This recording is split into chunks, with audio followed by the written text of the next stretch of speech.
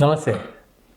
इस वीडियो में हम बोन कैंसर का इलाज या ट्रीटमेंट कैसे हो सकता है ये जानने की कोशिश करेंगे।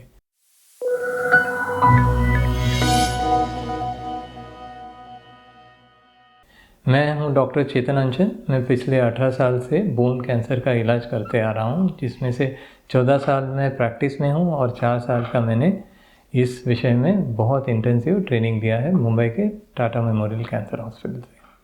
बोन कैंसर, जैसे कि मैंने आपको बताया था, कई अलग अलग तरह के होते हैं। जैसे कि मेजर कैंसर होता है बोन कैंसर इज ऑस्टियोसार्कोमा, दूसरा कॉमन कैंसर है इविंग सार्कोमा और तीसरा कैंसर है कॉन्ड्रोसार्कोमा। ये तीन एक हमारे लिए बहुत इंटरेस्टिंग एग्जाम्पल है, क्योंकि आप ये तो जानते होंगे कि कैंसर के इलाज में 3 मेजर मॉडलिटी ऑफ ट्रीटमेंट रहता है। एक है कीमोथेरेपी, मतलब दवाई देके उसका इलाज करते हैं। दूसरा है सर्जरी, मतलब हम ऑपरेशन करके ट्यूमर का या कैंसर का इलाज करते हैं। और तीसरा है रेडियोथेरेपी, जो क्षय किरण या रेडिएशन से हम उसका इलाज करते हैं।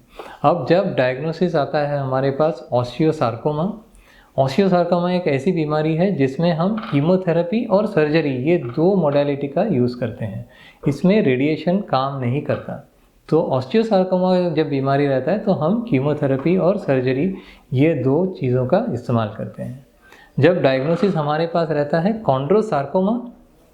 कॉन्ड्रोसार्कोमा एक ऐसी बीमारी है जिसमें हम सिर्फ ऑपरेशन से इलाज करते हैं। मेजॉरिटी ऑफ द कॉन्ड्रोसार्कोमा में रेडिएशन या कीमोथेरेपी का कोई रोल नहीं रहता।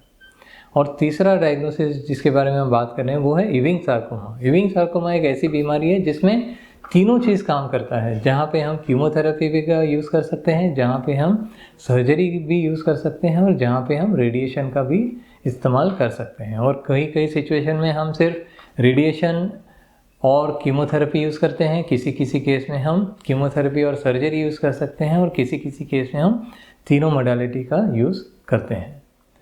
इस वीडियो में मैं आपको ऑपरेशन के बारे में ज़्यादा बताऊंगा, क्योंकि मैं हूं एक सर्जिकल ऑन्कोलॉजिस्ट। मैं ऑपरेशन से इलाज करता हूं, जबकि कीमोथेरेपी के इलाज मेडिकल ऑन्कोलॉजिस्ट करते हैं, जो कीमोथेरेपी के डॉक्टर हैं, और रेडिएशन से जो इलाज करते हैं वो रेडिएशन ऑन्कोलॉजिस्ट रहते हैं। सो कैंसर के ट्रीटमेंट में एक टीम अप्रोच रहता है। सिर्फ एक आदमी सारा चीज़ नहीं कर सकता। सारे विशेषज्ञ अपने एक्सपर्टीज डाल के ही आपको एक बेहतर इलाज दे सकते हैं। तो surgical management of bone cancer, इसके बारे में मैं थोड़ा और जानकारी आपको देना चाहूँगा आज। एक समय था से 20-30 साल पहले जब बोन कैंसर का इलाज एक ही रहता था, वो है एम्पुटेशन। मतलब जिस पैर या जिस हाथ या जिस उंगली में बीमारी आई उस चीज़ को कट करके ही निकालना पड़ता था, उसका और कोई सर्जिकल ट्रीटमेंट अवेलेबल नहीं था। हम अब एक बहुत ही अच्छे समय में से गुजर रहे हैं, जब हमारे पास बहुत सारे रिसर्च एंड डेवलपमेंट के बाद इतना साइंस आगे पहुंचा है कि आज के समय में more than 90% cases of bone cancer में हम पैर या हाथ जहाँ पे भी बीमारी हो उसको बचा सकते हैं। तो this is a era of limb saving या limb salvage surgery for bone cancer. तो इसमें होता क्या है, इसमें बीमारी को अच्छी तरह से ऑपरेशन करके निकालते हैं, जिसे कहते हैं वाइड एक्सिजन। वाइड एक्सिजन मतलब हम सिर्फ ट्यूमर को ही नहीं निकालते, ट्यूमर के आजू बाजू के नॉर्मल टिश्यू के साथ निकालते हैं, इसलिए कि हमें बीमारी का कोई भी भाग वहाँ पे छोड़ना नहीं है। क्योंकि बीमारी का कोई भी भाग ऑपरेशन के वक्त वहाँ पे छूट गया तो बीमारी वापस आने का रिस्क बढ़ जाता है। तो wide excision of tumour followed by appropriate reconstruction. अभी हम फॉर एग्जाम्पल बीमारी घुटने के पास है, lower end of thigh bone या फीमर बोन। जब वहाँ पे ट्यूमर रहता है तो हमें हड्डी का बड़ा भाग ऑपरेशन करके कट करके निकालना पड़ता है। अब हम हड्डी का इतना बड़ा भाग निकालेंगे तो उस जगह को हम कैसे भरेंगे? उसको हम खाली तो नहीं छोड़ सकते। अगर हम उसे खाली छोड़ देंगे तो वो पैर काम ही नहीं करेगा। तो इसलिए उस गैप, जो हड्डी का जो गैप है, उसको रिकंस्ट्रक्ट करना पड़ता है। तो ये सारे सर्जरीज में 2 मेजर प्रोसीजर रहता है। एक तो रिसेक्शन, मतलब कैंसर को निकालना, दूसरा उसे रिकंस्ट्रक्ट करना, मतलब जो निकाला हुआ हड्डी को हमें किसी तरह से रिप्लेस करना है।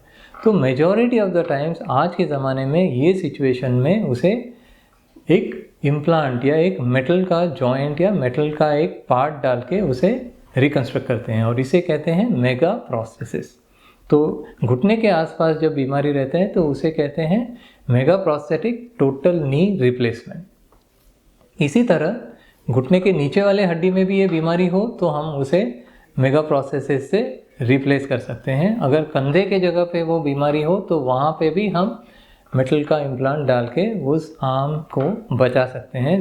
सिमिलरली एल्बो एरिया या रिस्ट एरिया में भी ये बीमारी हो तो उसे हम रिकन्स्ट्रक्ट कर सकते हैं। हिप एरिया में भी हो तो उसे रिप्लेस करते हैं। इनफैक्ट ये जो शोल्डर, ये आर्म बोन है जो ह्यूमरस हम कहते हैं, ये पूरे हड्डी में भी कैंसर हो तो उसको निकाल के मेटल का इम्प्लांट डाल सकते हैं। वैसे ही थाई बोन, अगर पूरे बोन में भी बीमारी हो तो उसे पूरा निकाल के फिर से आर्टिफिशियल या मेटालिक इम्प्लांट डाल के उसे रिकन्स्ट्रक्ट कर सकते हैं।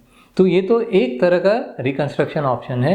वैसे ही लिम्ब रिकन्स्ट्रक्शन में बहुत सारे ऑप्शन हैं जो मैं आपको इस वीडियो में बता नहीं सकता। इसके बारे में हम आगे और कोई स्पेसिफिक वीडियो बना के आपको इसके बारे में और भी ज़्यादा डिटेल में जानकारी देंगे।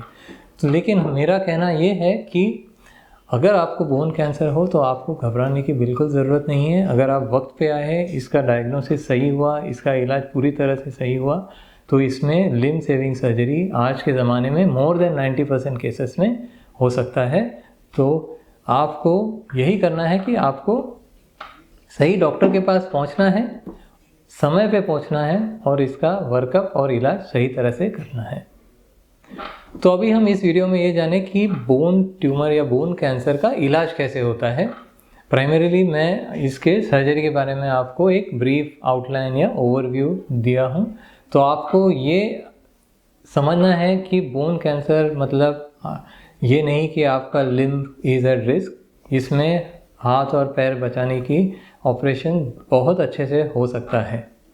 अगर आप इसके बारे में और कुछ जानना चाहते हो तो आप हमारे कमेंट बॉक्स में आपके सवाल डाल सकते हैं या आप हमें इसके बारे में ईमेल कर सकते हैं और हम इसके बारे में आपको जो भी जानकारी हो पूरी तरह से देने की कोशिश करेंगे। धन्यवाद।